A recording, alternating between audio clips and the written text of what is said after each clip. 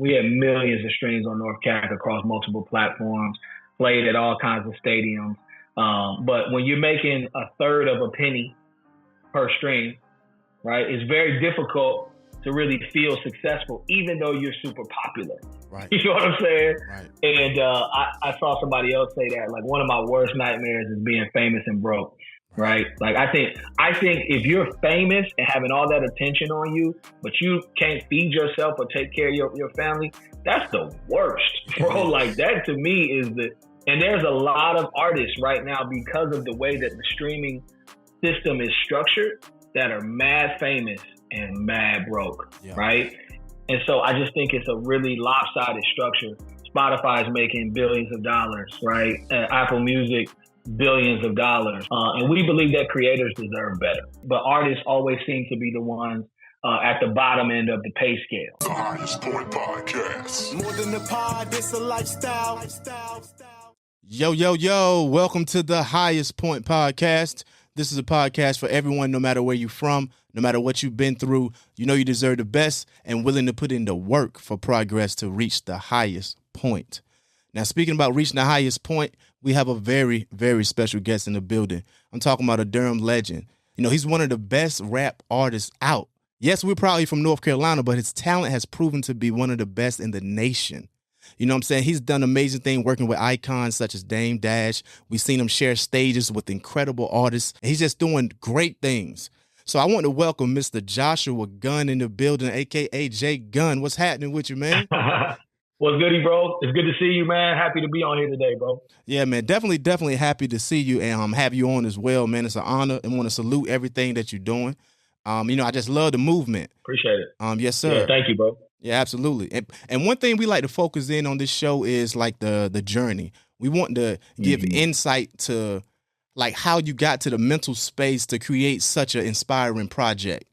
So I want to start off by asking you, like, okay, we know you from, Durham, North Carolina. Can you also tell us some insight on your family dynamics growing up? Yeah, man. So I'm from Durham, born and raised in Durham. I always say I'm a fourth generation Durhamite. So my pops is from Durham. My grandfather's from Durham. My great grandfather moved to Durham when he was really young. So Durham is a big part of who I am. You know what I'm saying? The history of Durham, the Black economic history has always been inspiring to me. Right. And when you have a father and grandfather who care about the city, you naturally get connected to the city in that way. My mom is from Germany. So my pops did 20 years in the Air Force, like so many Black men in that particular period of time. He served in Vietnam, eventually was stationed in Germany where he met my mother. Yeah. And I was the first of their children to be born back in his hometown of Durham. So, yeah, I mean, growing up in Durham is interesting, man. It's just like any other city. I know you in Greensboro, so Durham and Greensboro are very similar, right? There's an HBCU there. Mm-hmm. There's a Duke University is also in Durham. There's a lot of economic prosperity in Durham, but also a lot of poverty, right? And so I kind of grew up right directly in the middle of both.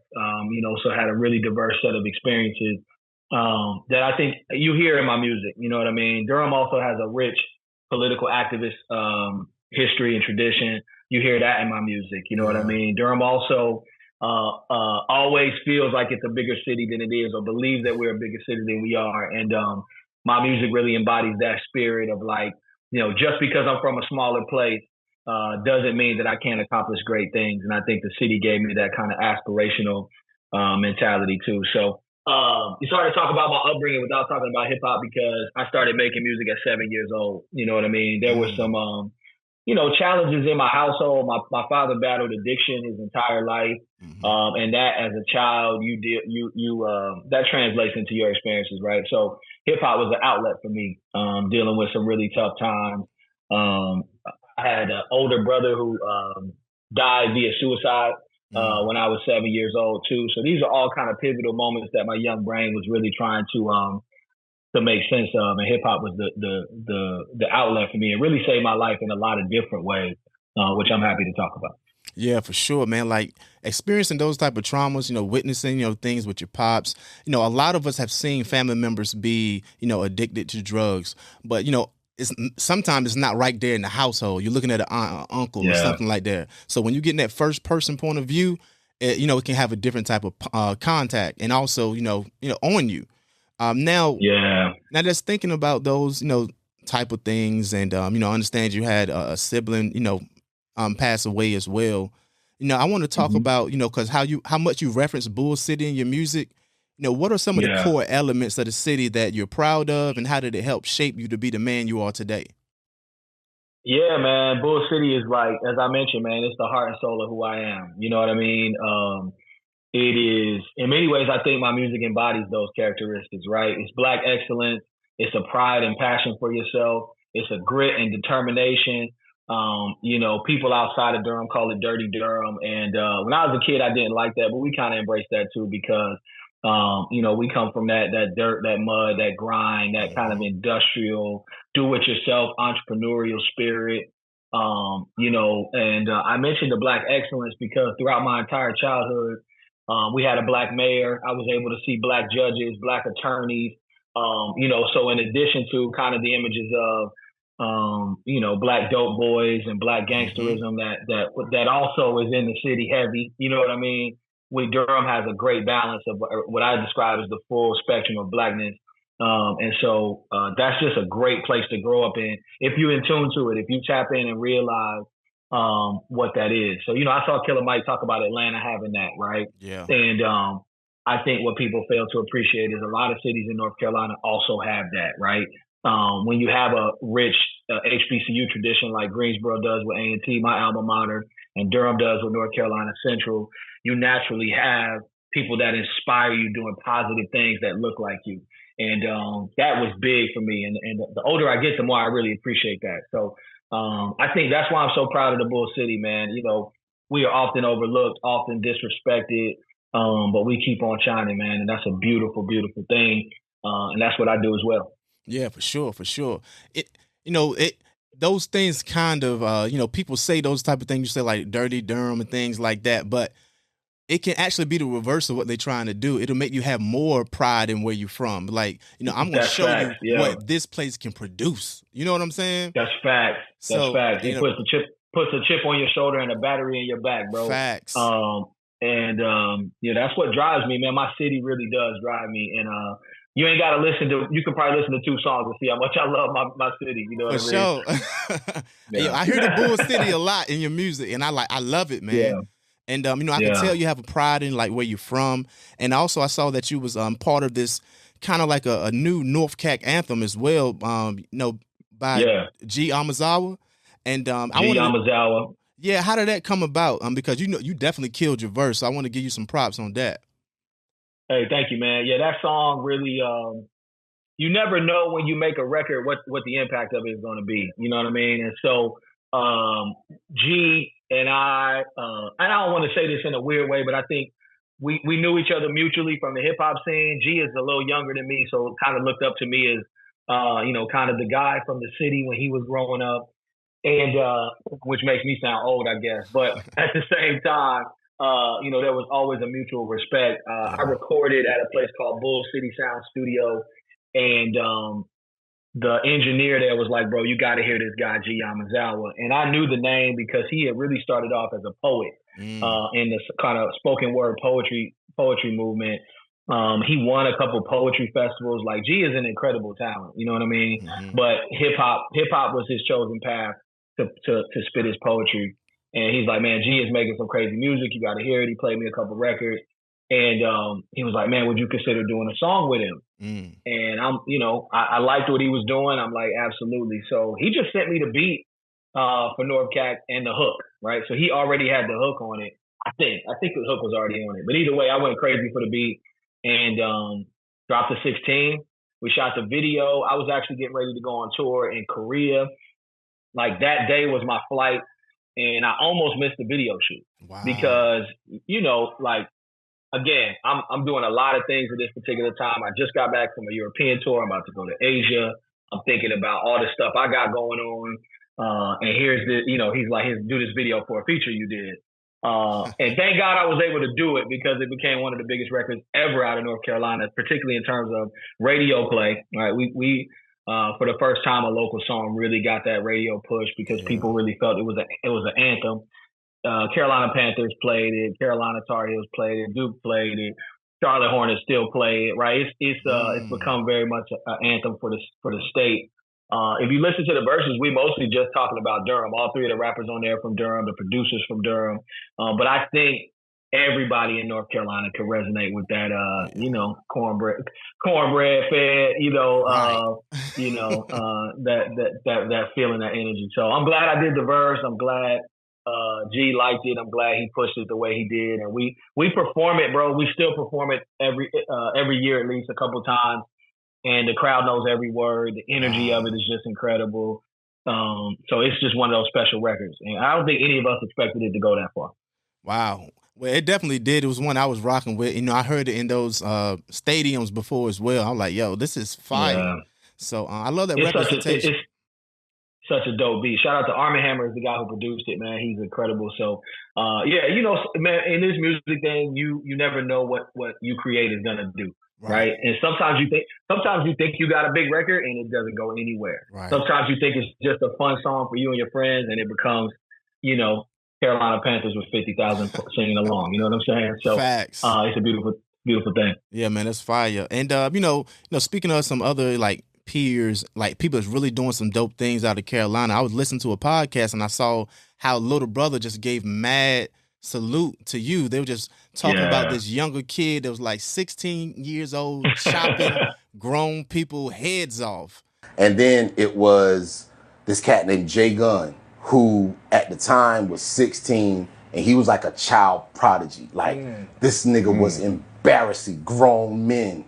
It was ugly, you know what I mean? Because it's like, because he had the kid thing working for him, so it's like he's young, but it wasn't just that. He could go. It was like, oh my God. And so the first battle that we did, it was me and my homie O Matadi. We made it to the finals. I lost to O Matadi, and then O made it to the finals, and he lost to Jay Gunn. So, when they reference you like that, I was listening to Phonte and Big Pooh. How important is it to you to get respect like this from your peers? And does it fuel you, or does it, just makes you more so confirmed in your contribution to the game? Yeah, man. Shout out to Tay and Pooh, man. Shout out to Little Brother, living legends in this hip hop thing, not only North Carolina, but in general, worldwide legends. It was so dope to see them shout me out, bro. Let me tell you two things. So first, I was 14 at that battle, not 16, because maybe I was turning 15, 14 or 15. But I remember my dad dropped me off. I couldn't drive yet, right? My pops dropped me off. It was at the Durham Armory downtown. And so that's how young I was, right? Couldn't drive yet, and I was solo, right? And so what's interesting about my battle rap history is I've been in some really tough situations as a little kid with no entourage. You know what I mean? Because you don't have, as a teenager who can't drive a car, you ain't really gonna be able to bring your friends with you. You know what I mean? And their parents probably not gonna let them come to that environment by themselves. But my pops fortunately believed in me enough to drop me off in some tough environments. So that story was it was dope that Phonte referenced it, and here's why. When we were battling, bro, we kind of felt like we hated each other. Like, we really did. Like, you see, it's different in the game now, right? These guys, battle rap today, they get on stage and say some really horrible things about each other, right? And then they dap up and hug, and they probably cool afterwards. Yeah. In the triangle scene at that time, because nobody had really got on, right? There was nobody that we could look to and say they making some money off this hip hop thing, or they famous off this hip hop thing. I mean, we had a few people who did some dope stuff, but nobody was really on. Right. And so we were hungry, we were starving, and anybody that was in our way was an adversary to us, right? And so Tay and I, that battle became legendary in the North Carolina scene, right? And there are a million different stories about people's perception of how that thing played out. It's kind of like a tall tale, right? Like, a lot of things that didn't happen, people remember them happening, you know what I'm saying? But my point of that is, I always admired Tay as an artist, right? And that was the first battle I ever lost, by the way, was the battle against Tay. We went multiple rounds because the judges couldn't decide who the winner was, right? And he ended up sneaking me with this line. I'm going to tell you how crafty he was. So at the time, Terminator X from Public Enemy was managing me, right? So by age 14, 15, I'm already creating music, trying to do my thing. And he asked me, what's Terminator X doing in North Carolina, right? Mm-hmm. And so I'm like, oh man, he came down here to start an ostrich farm, which is a true story, right? So he was, people may not know, but ostriches are very popular like meat overseas, right? In Australia in particular, ostrich eggs have a lot of uses. Anyway, there's a lot of money in raising ostriches, and he had a farm here in North Carolina at the time. So I just said that to Tay leading up to the battle, and we going round for round. Nobody really blowing that knockout blow, and I remember he said something preposterous. Why don't you go back to Terminator X and them fucking ostriches? And the crowd just lost it, and I'm like, damn, I gave this man the fucking bullet to shoot me with, right? So I'll never forget that, and it's cool that he didn't forget it. But anyway, the point of that is, as somebody who admired him and watched him do what he was doing and Little Brother getting on, I didn't know if Tay really fuck with me, right? I'm like, man, this guy, we had this rivalry, and for him to come full circle and give me love and props, and who the same way to show love and props on what we were doing at such a young age, it feels really good, you know what I mean? Because I got so much respect for them. Over the years, Tay and I have become cool. He's helped me with a lot of things, helped me get some attorneys for some deals I was doing, and just been kind of a sounding board for ideas creatively. What people don't know about Tay is, in addition to rapping, he's got the Questlove podcast that he's hosting. He does voiceovers. He did some writing for TV, scripted, like commercials. Like he's an entertainment genius, you know what I'm saying? And a great writer and speaker and all of that. So it's been great to see us all grow and evolve, and to know that rivals can become friends, you know what I'm saying? Yeah. Because it was vicious back then, man. Shout out to cats like Josie Mo, Kazi.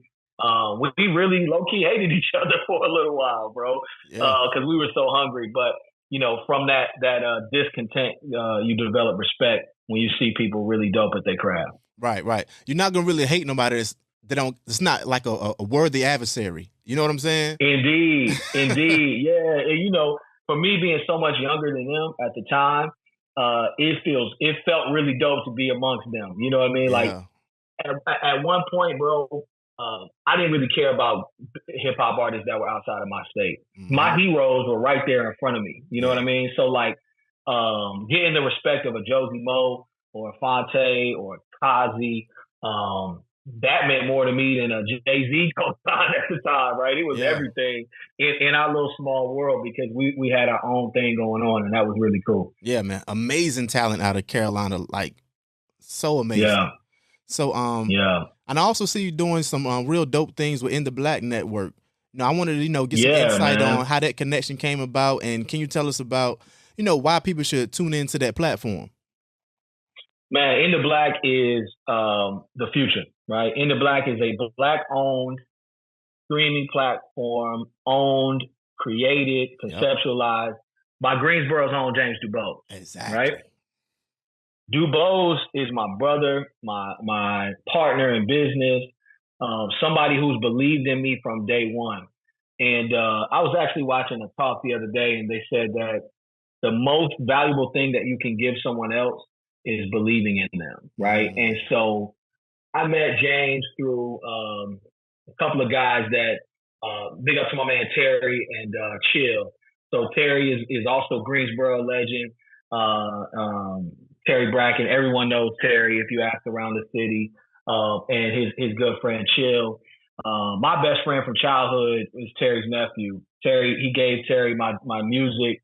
Terry called me immediately like, man, you cold. We got to do something with you.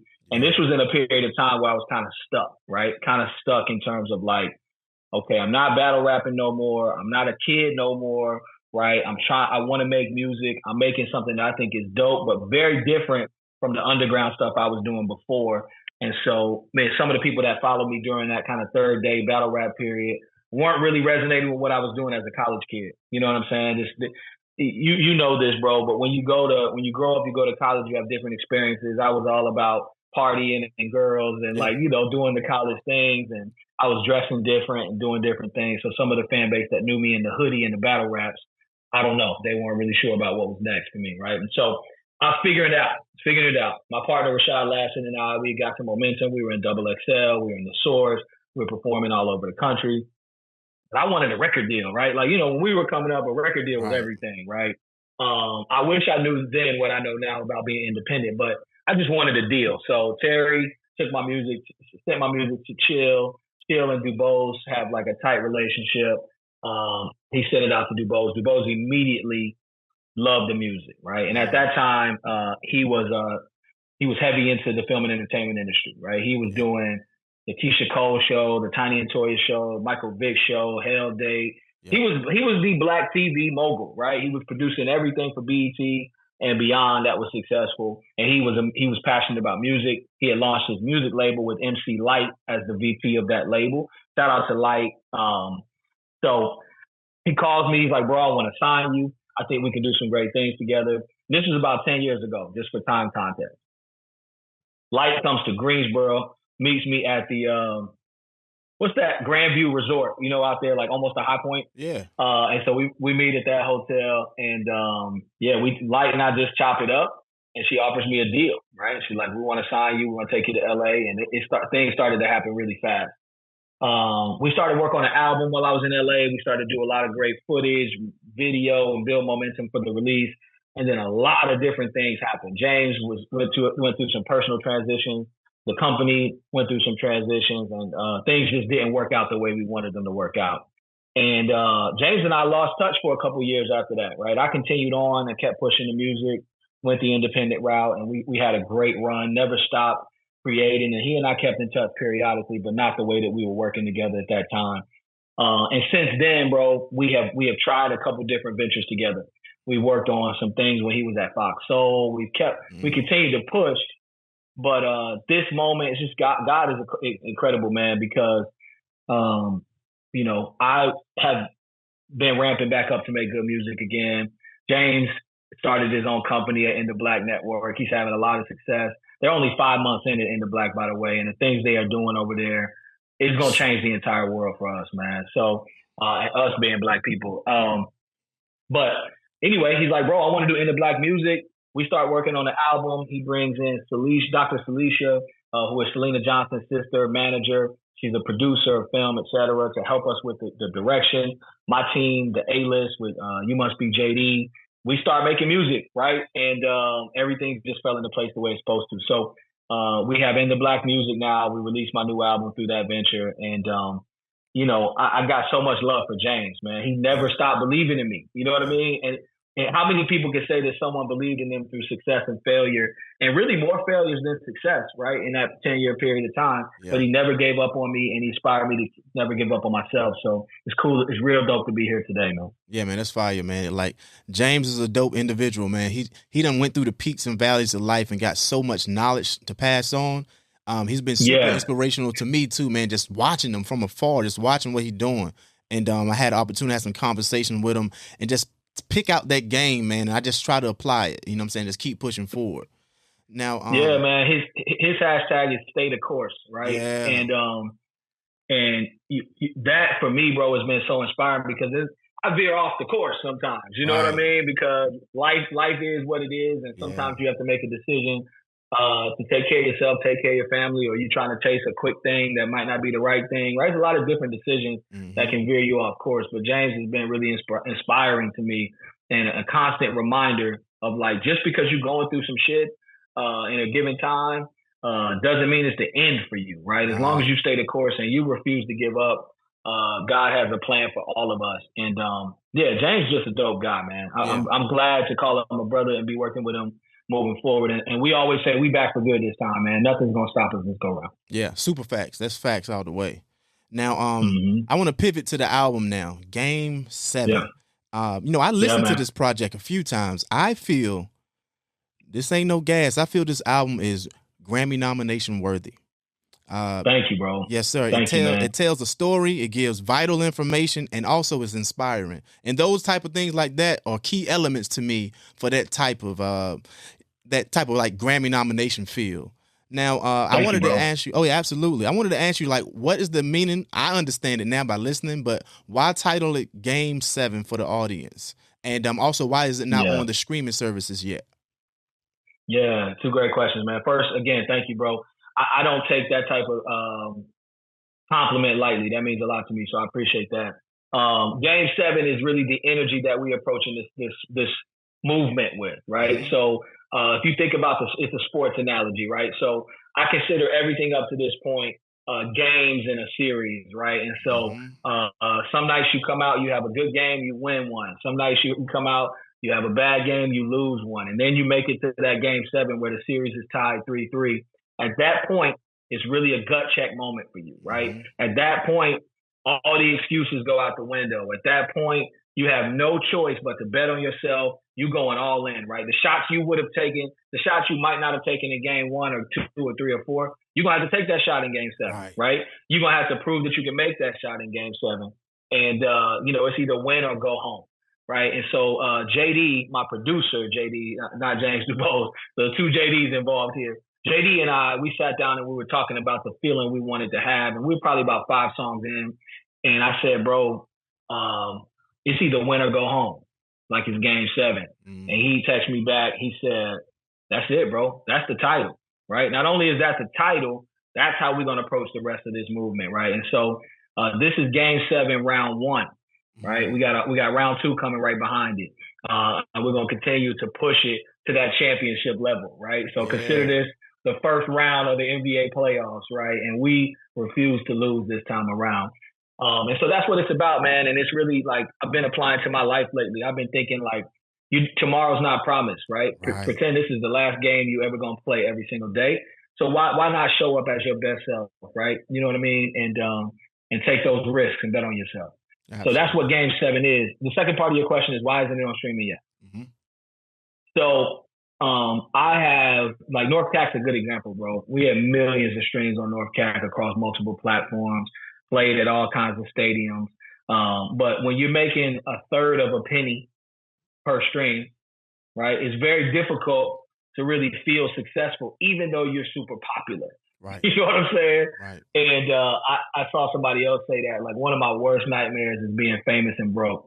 Right. Like, I think if you're famous and having all that attention on you, but you can't feed yourself or take care of your family, that's the worst, bro. Like, that to me is and there's a lot of artists right now because of the way that the streaming system is structured that are mad famous and mad broke. Right.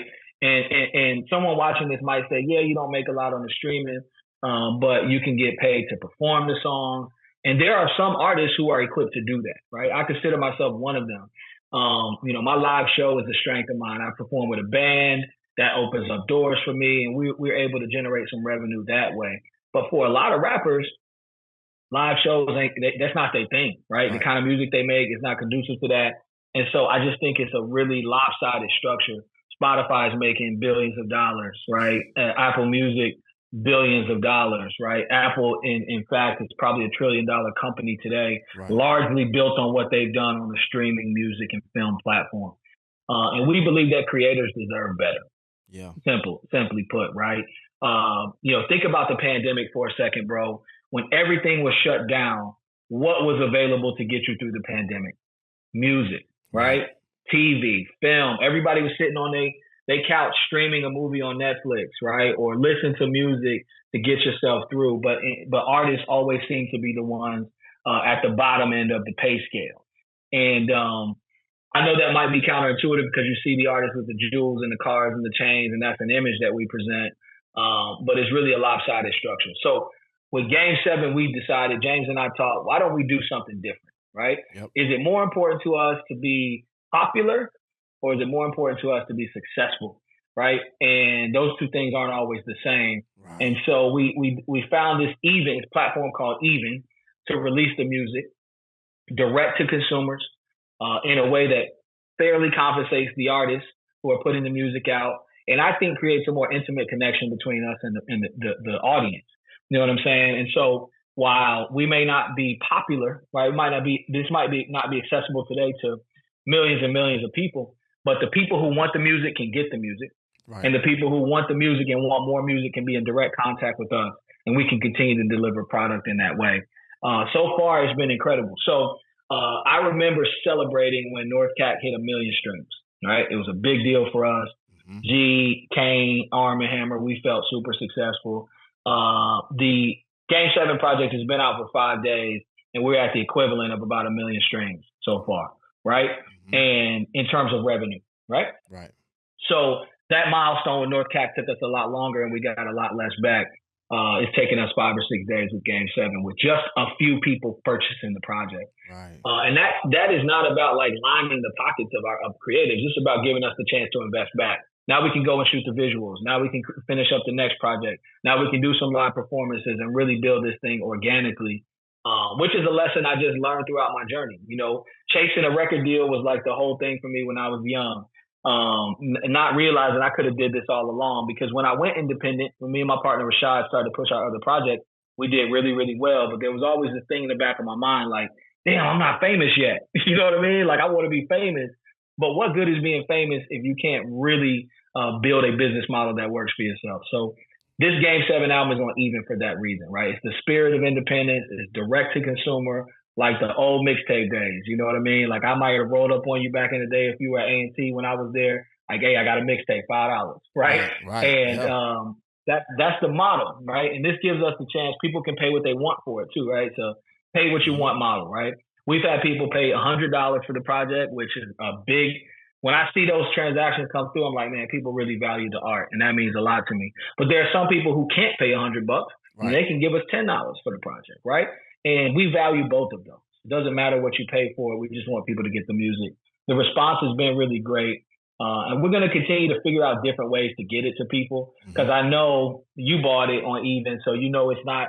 We got a learning curve there. People have to get accustomed to playing music in a different way. Right. So we will continue to be creative. And to anybody watching this who's like, man, I don't know about that even thing, I'm going to go a different way. We encourage you to go. It's very easy. If you go to my Instagram, you can even see a tutorial on how to access it.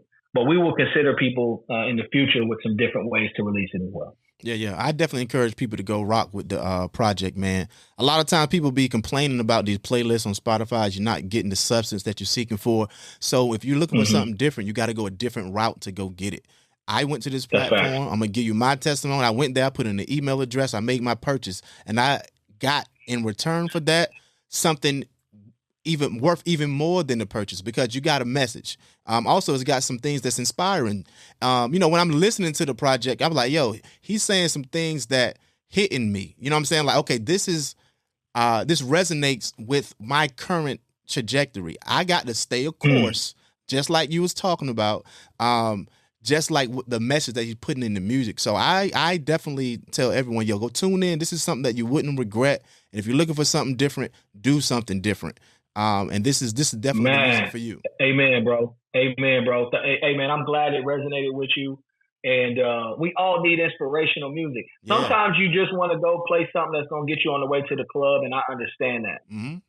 But there's a time and a place for everything, and we feel like this fits in a very particular lane. And all the music I'm going to be doing is going to have that inspirational theme music moving forward, because you got a testimony, bro. I got a testimony. And when we find that synergy between each other's testimony, I think that's a staying power for an album. Hopefully you're going to go back to this album many different times throughout your life. And that's what we're trying to create. Something that lasts. You know what I mean? Something that's meaningful. Yeah. And my wife heard me bumping it downstairs. She was like, who that? I told her who it was. She was like, oh, I would listen to him, because she don't really listen to rap. She's like, I would listen to him. Let me hear this later. I was like, all right, bet. So they just tell you it's for everyone. Shout out to your wife, man. Yeah, shout out to your wife. That's right. I think it's gonna reach everybody, man. I was on so I mentioned that Dr. Celicia is a creative director for us and helping curate the movement. Her sister is Selena Johnson, who your audience probably knows as the voice on All Falls Down by Kanye, and as a successful R&B singer. Songs like More Than I Am Your Woman, etc. Her audience is a little more mature than the audience that I have for my hip hop music, right? Right. Or that hip hop music typically has. Let me just say it that way.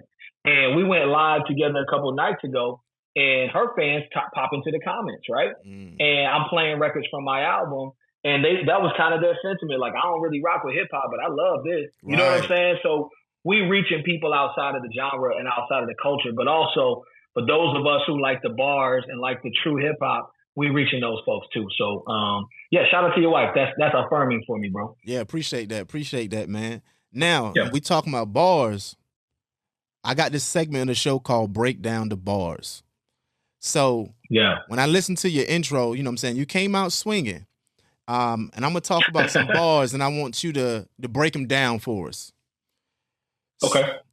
So on the first one called Push, you said corporations came and gave the rap game weirdos. Never thought I'd see a day where the junkies are the heroes. Can you tell us what you mean by that? Man, I meant a lot by that.